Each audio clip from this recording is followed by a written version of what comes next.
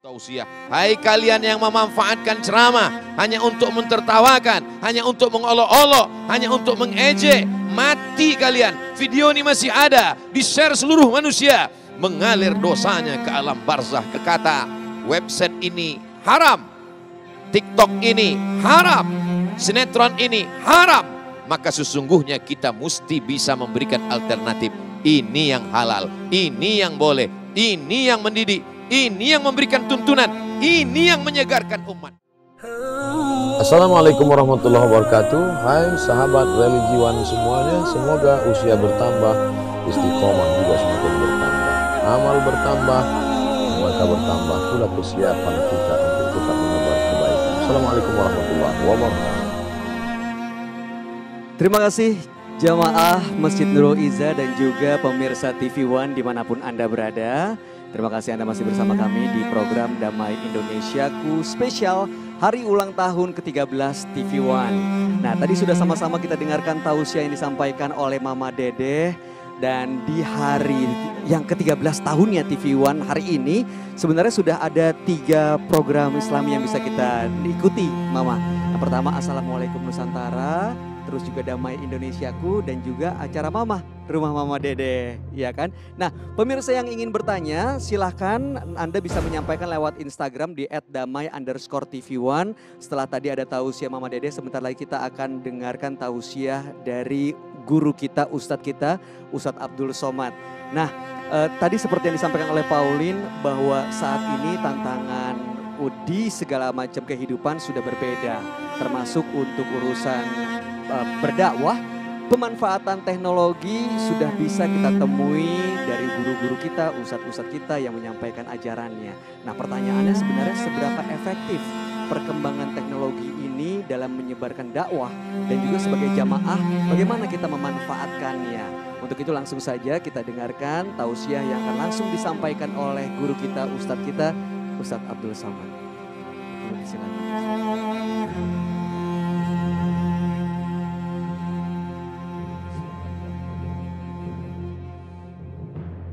Assalamualaikum warahmatullahi wabarakatuh. Alhamdulillah, wassalatu wassalamu ala rasulillah wa ala alihi wa sahbihi wa man tabi'ahu wa mawala. Mama mohon izin, anak nomor 4 mau tausiah.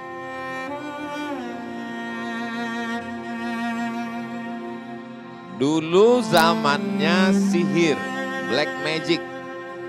Jadi ketika itu orang bisa saja melemparkan tali temali berubah menjadi ular. Saharu a'yunan nas, mereka menyihir mata manusia.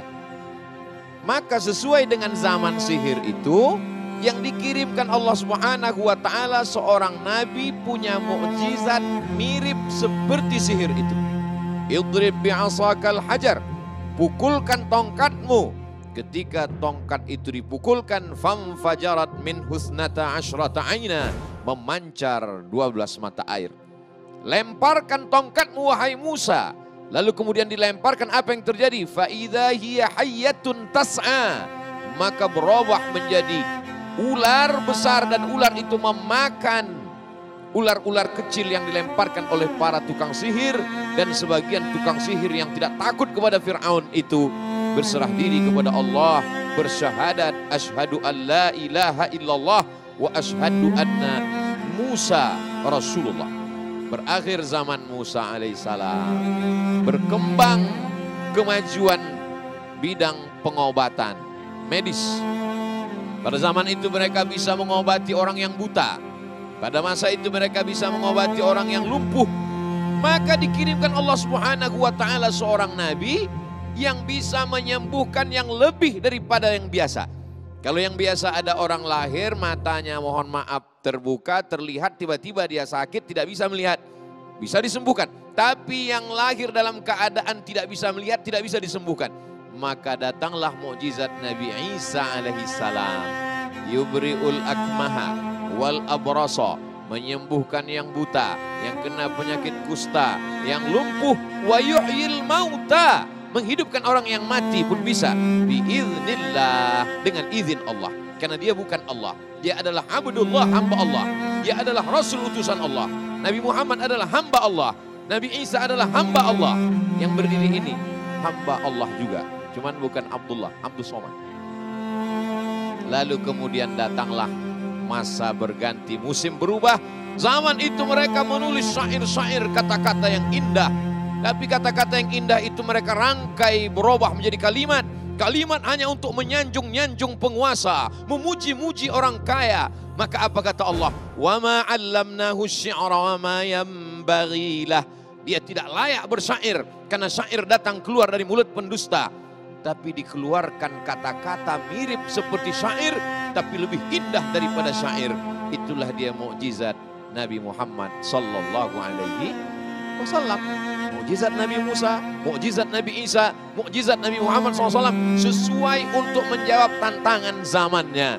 Lalu kemudian muncul lagi hebat, bicara orang bisa disiarkan melalui radio. Maka muncullah, mukjizat sudah habis. Tapi ada kelebihan yang diberikan kepada para nabi, ada yang diberikan kepada pewaris para nabi. Al-ulama warathatul anbiya, para ulama yang mewarisi para nabi. Jadi pada masa era radio muncullah ulama-ulama. Buya Hamka kajiannya disiarkan melalui radio. Kiai Haji Syafi'i Hazami kajiannya disiarkan melalui radio. Selesai masa radio, datang masa televisi. Kita mengenal almarhum Kiai Haji Zainuddin MZ melalui televisi. Lalu kemudian macam-macam tuan-tuan guru kita. Lalu kemudian sampailah masa sekarang. Kalau dulu ada beberapa televisi, sekarang satu orang bisa punya 3 channel televisi. Di antaranya channel TV Abdul Somad di YouTube. Bahayakah ini? Apa dampak positifnya? Apa dampak negatifnya? Ustadz Somad gimana bisa kenal, tahu, ngerti kapan pertama kali mendengar ceramah Mama Dede? Saya tahunya justru dari TikTok. Ada orang ngasih ngirim saya video pendek. Tapi waktu itu saya belum lihat videonya, baru dengar suaranya. Dari suaranya dikatakan, Mama boleh nanya, gimana sikap kita kalau suami kita dilarikan pelakor? Ibu-ibu! Kok wajahnya lain? Ternyata suara diambil tapi dirubah.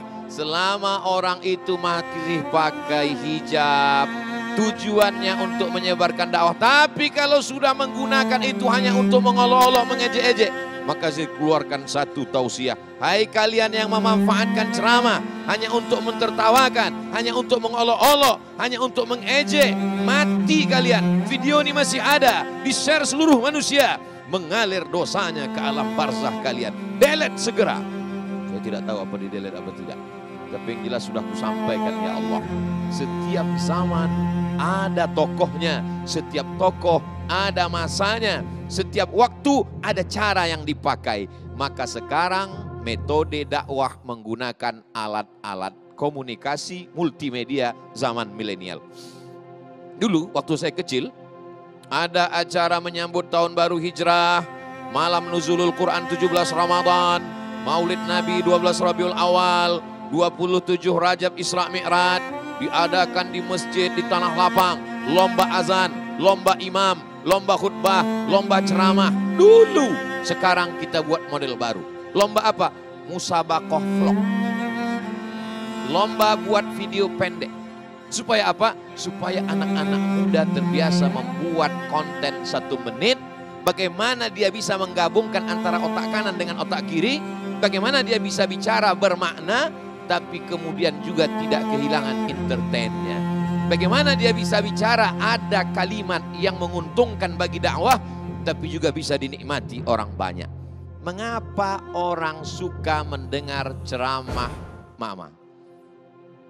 Dari mana Ustadz mengadakan ini? Ustadz survei? Enggak. Terus? Ya saya tanya mama saya, almarhumah dulu. Siapa di antara penceramah yang emak suka? Beliau tunjuk ini. Kenapa? Karena jawabannya langsung to the point. Karena dia tidak segan, tidak sungkan mengatakan ini boleh, ini tidak boleh. Ini halal, ini haram. Tidak basa-basi. Aku suka kata dia. Oh, tabarakallah.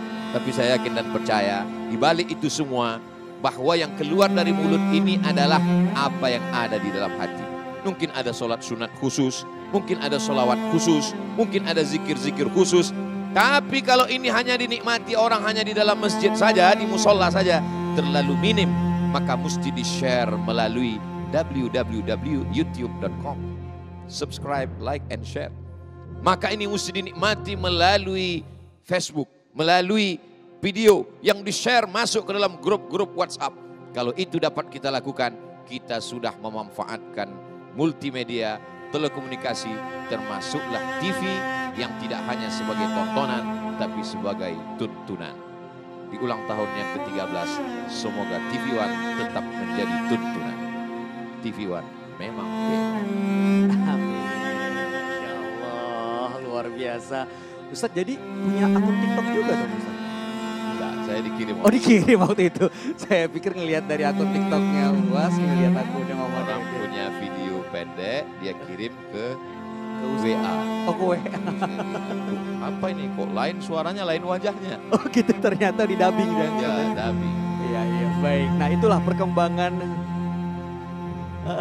Kalau Mamah melihat ada orang TikTok seperti itu, saya berpikir artinya itu anak yang membuat TikTok nontonnya berkali sehingga bibirnya tepat. Artinya merasuk dalam hatinya, insya Allah mengamalkannya. Itu Mama. Masya Allah luar biasa. Terima kasih Uwas dan juga Mama Dede. Bagaimana tadi kita mendapatkan penjelasan bahwa teknologi apabila dimanfaatkan dengan tepat maka efeknya juga akan sampai ke titik yang tepat. Tapi selain manfaat tentu ada juga yang perlu kita waspadai yaitu mengenai mudaratnya. Bagaimana bahayanya teknologi ini dalam peranan dakwah. Nanti kita akan lanjutkan tausiah dari Uwas, dari Ustadz Abdul Somad. Untuk itu tetap bersama kami di Damai Indonesiaku spesial hari ulang tahun ke-13 TV One. Saya berangkat dari Pekanbaru Riau menuju Kepulauan Riau, Batam lebih kurang 1 jam naik pesawat. Dari Batam naik pesawat lagi ke sebuah pulau di tengah lautan. 1 jam lagi. Sampailah ke pulau, begitu turun musibah besar terjadi.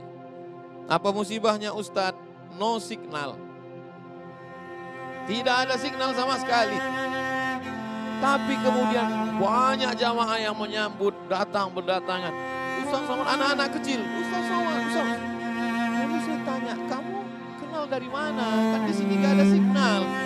Kata mereka, kami nonton TV. Saya nggak masuk TV. TV mana yang kalian tonton? TV One. Ternyata televisi bisa menembus yang tidak dapat ditembus oleh internet. Disitulah saya mulai bangkit semangat untuk berceramah di televisi. Dulu semangat juga, sekarang kurang. Setelah itu semakin semangat. Dan jamaah pun terpukau. Jangan pakai narkoba, nanti kamu sakau. Sakau tanda-tanda hari kiamat. Jamaah banyak yang terpukau melihat tausiah anak Mama Dede yang nomor 4.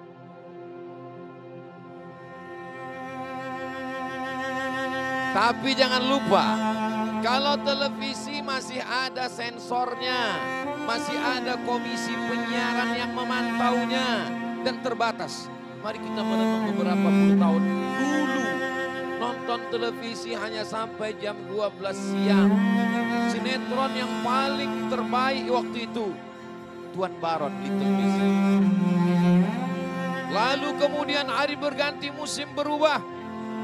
Muncullah satu lagi televisi, jam 11 siang sudah mulai muncul sinetronnya. Dan ketika itu efek yang terjadi, beberapa anak sekolah mulai cabut dari kelas karena mau menonton Mahabharata. Yang tersenyum berarti sudah tua. Karena ini ceritanya sudah lama. Lalu kemudian tumbuhlah seperti jamur di musim hujan. Sampai akhirnya TV kabel masuk parabola ke desa, ke kampung halaman. Orang mulai lupa. Dulu hiburan di kampung-kampung adalah ketika Ustadz datang tabligh akbar, pengajian, ramai di masjid. Ketika televisi sudah sampai masuk ke kampung, maka masjid ditinggalkan kosong. Cara saya adalah fakta dan data yang saya alami. Tapi ada yang lebih mengerikan lagi dari televisi. Apa itu? Ketika setiap orang punya channel dan dia bisa menampilkan apapun yang dia suka. Kalau dia hobi minum khamar, dia akan buat podcast khamar. Di atas mejanya ada botol khamar. Sambil minum khamar dia katakan, betapa nikmatnya khamar ini. Mau mabuk bersama saya? Subscribe, like, and share. Orang yang suka, maaf mama, tidak layak bercerita tentang ini di depan ibu kita. Tapi mesti ku sampaikan juga. Orang yang suka dengan, maaf, seksual. Maka kontennya dia bicara tentang itu saja di channelnya. Tanpa lagi ada rasa malu, tanpa ada sungkan. Karena dia punya segmen masing-masing. Jadi ini luar biasa. Bagaimana memerangi ini? Jadi ketika orang dilarang, jangan tonton ini haram. Kita tidak bisa larang orang. Dia akan bertanya, kalau ini haram, yang halal mana? Alhamdulillah, ketika kita katakan, jangan tonton TV ini, jangan tonton TV ini. Lalu yang mau kami tonton mana? Tontonlah Damai Indonesia. Yang mau kami tonton di bulan Ramadan mana? Tontonlah beberapa saat sebelum berbuka, beberapa saat sebelum sahur. Yang saya sebutkan ini hanya jadwal saya aja, Mak.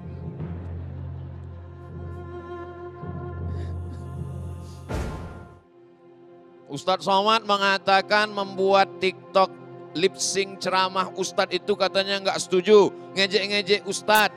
Katanya nanti amalnya jadi dosa jariah mengalir sampai ke kuburnya. Tapi orang yang bisa menirukan tausiah Mama Dede sampai mulutnya serentak seperti yang diucapkan, itu kan menunjukkan bahwa dia terus mendengar. Berarti kan dia baik. Kalau yang menirukan tausiah Mama Dede, perempuan pakai hijab, pakai jilbab, sopan, teruskanlah. Dia akan menjadi amal jariah. Tapi kalau menirukan ceramah Ustadz Somad, nggak pakai jilbab, perempuan tidak menutup aurat, maka dia sesungguhnya mengolok-olok, mengejek-ejek dakwah. Tapi kalau dia sopan, dia baik, dia mengenalkan dakwah, maka sesungguhnya itu adalah amal soleh. Maka ini menjadi perhatian kita bersama. Ketika kita dikatakan dalam Al-Quran, la taqulu ra'ina, jangan kau katakan ra'ina. Ra'ina diambil dari kata ra'unah, ungkapan orang Yahudi untuk mengolok-olok, mengejek Islam. Lalu alternatifnya mana? Wa qulun zurna wasma'u, perhatikanlah kami, tapi jangan pakai kata ra'unah. Ketika kita berkata, website ini haram, TikTok ini haram, sinetron ini haram, maka sesungguhnya kita mesti bisa memberikan alternatif. Ini yang halal, ini yang boleh, ini yang mendidik, ini yang memberikan tuntunan, ini yang menyegarkan umat. Ini tantangan bagi kita semua. Mungkin bahan-bahannya dari Ustadz. Hai para guru besar di kampus, di universitas, kalian yang profesor doktor membaca kitab, wahai para kiai, tuan-tuan guru, alim ulama di pondok pesantren, kalian yang menyiapkan bahannya, lalu saudara-saudara kita dari insan seni, dari paski, dari musyawarah, dari saudara-saudara sahabat hijrah, mereka akan membuatkan konten videonya, lalu kemudian akan diiklankan oleh guru-guru kita. Ini yang akan membentuk anak-anak kita sekarang. Saya mampir ke salah satu pondok tahfiz. Assalamualaikum Ibu. Waalaikumsalam. Gimana proses anak-anak tahfiz? Alhamdulillah Ustadz, kami ajarkan terus anak-anak. Gimana tertinggi targetnya? Sampai hari ini mereka bisa hafal juz 29-30 sebelum masuk SD. Wow, mantap sekali. Apa keluhan yang ibu rasakan selama mengajar mereka? Setiap 10 menit guru-guru di kelas mesti buat iklan Pak Ustadz. Setiap 10 menit. Kenapa? Anak-anak ini mudah jemu. Dari mana dia datang jemu bosan itu? Ternyata televisi membentuk pola pikir anak. Kenapa setiap 10 menit guru mesti buat iklan? Karena setiap 10 menit ada iklan di televisi. Berarti sudah sampai iklan. Bener, tepat sekali Ustaz. Tahu langsung ngerem mendadak. Nah, setelah ini kita akan berikan kesempatan bagi jamaah yang ingin bertanya. Dan kalau tadi kita sudah mendengarkan penjelasan tausiah dari Ustaz Abdul Somad bahwa ya senantiasa bahwa namanya teknologi itu ada manfaat, ada mudaratnya. Mudah-mudahan apa yang disampaikan Ustaz tadi akan membuat kita menjadi umat yang bijak untuk memanfaatkan perkembangan teknologi agar menjadi berkah buat kita semua. Jangan kemana-mana, kami akan kembali saat lagi tentunya hanya di Damai Indonesiaku spesial hari ulang tahun ke-13 TV One. وَلْتَكُنْ مِنْكُمْ أُمَّةٌ يَدْعُونَ إِلَى الْخَيْرِ وَيَأْمُرُونَ بِالْمَعْرُوفِ